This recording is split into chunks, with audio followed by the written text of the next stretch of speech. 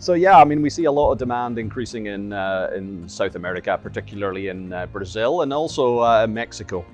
We will also see come into the market, I think, quite significantly.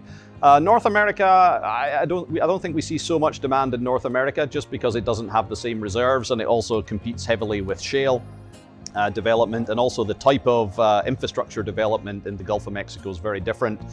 Tends to be more semi-submersible or spar type installations, so it's not such the same fit of technology. In terms of how things like the emergence of Africa might impact, I mean, I think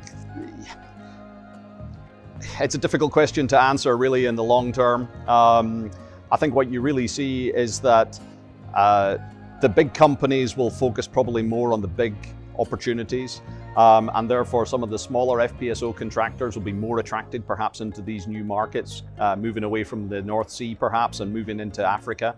But we've been operating in Africa for quite a long time and delivered a number of projects there.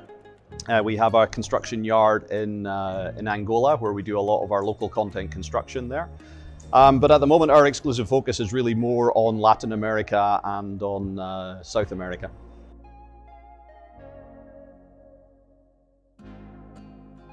I think the continuous improvement taking place in companies is a little bit independent of location. I mean, what companies are trying to do is to continuously improve their projects and services that they have, and to be as competitive as possible.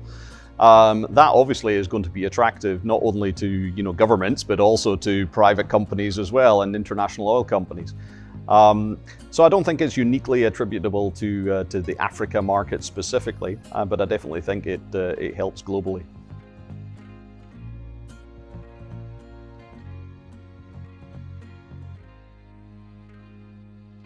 Well, there's definitely the Europe area is a harsh environment area, which has different regulations, different legislation to follow. Of course, South America or Africa are also areas on itself.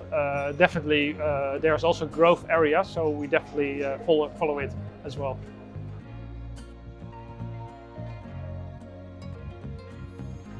Clearly, the West African market is growing. It's potentially huge. It has issues in terms of political risk, but if they can be overcome, then it's a huge source of business for the FPSO industry going forward.